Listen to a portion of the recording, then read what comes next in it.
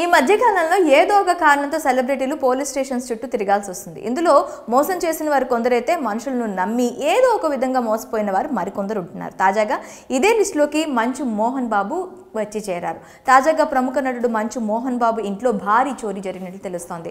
జన్పల్లిలో ఆయన ఇంట్లో పనిచేసే నాయక్ అనే వ్యక్తి 10 లక్షల రూపాయలు దొంగతనం చేసి పారిపోయినట్లు మోహన్ బాబు పేర్కొన్నారు. ఈ మేరకు రాచకొండ సిపికి ఆయన ఫిర్యాదు చేశారు. పోలీసులు హుటాహుటిన దర్యాప్తు చేపట్టి తిరుపతిలో నాయక్ని అదుపులోకి తీసుకున్నట్టు తెలుస్తోంది. 2019లో ఇదే తరహాలో ఫిలింనగర్లో ఆయన ఇంట్లో పనిచేస్తున్న పని మనిషి డబ్బులు నగలు దొంగిలించినట్లు మోహన్ బాబు కుటుంబ సభ్యులు బంజారా హిల్స్ పోలీసులకు ఫిర్యాదు చేసిన విషయం తెలిసిందే. నిజానికి మోహన్ బాబు తన వద్ద పనిచేసే మనుషులను సొంత వారిగా భావిస్తూ ఉంటారు.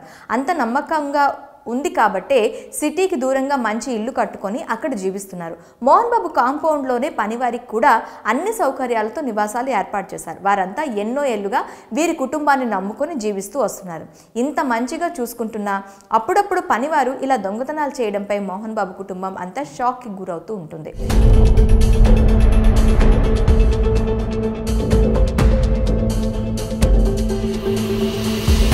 ఈ మధ్యకాలంలో చాలామంది తక్కువ సమయంలో ఎక్కువ డబ్బు సంపాదించి సొసైటీలో లగ్జరీ జీవితం గడపాలని చూస్తున్నారు. దొంగతనాలు, చైన్ స్నాచింగ్, డ్రగ్స్ దందా ఇలా ఎన్నో రకాల మోసాలకు పాల్పడుతూ లక్షలు సంపాదిస్తున్నారు. ఇలాంటి సమయంలో దిగ్గజ నటుడైన మోహన్ బాబు పనివారిపై నమ్మకంతో సిటీకి దూరంగా ఉండడంతో ఇప్పుడు ఫ్యాన్స్ ఆయన రక్షణపై కూడా ఆందోళన వ్యక్తం చేస్తున్నారు. నిజానికి ఎంతో సెక్యూరిటీతో కనిపించే సినీ తారలకు తమ ఇంట్లో పని మనుషులు, ఇతర సిబ్బంది వల్ల చేతివాటం తిప్పలు తప్పటం లేదు.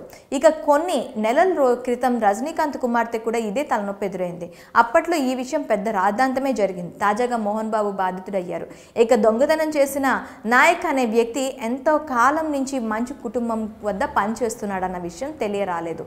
అతని నుండి ఎంత డబ్బు రికవరీ చేశారు అనేది కూడా తెలియాల్సి ఉంది. తన కాలేజ్ ద్వారా కొన్ని వేల మందికి ఉపాధి కల్పిస్తున్న మంచి కుటుంబంలో ఇలాంటి చోరీ జరగడం మాత్రం అందరినీ ఆందోళనకు గురి చేస్తుంది.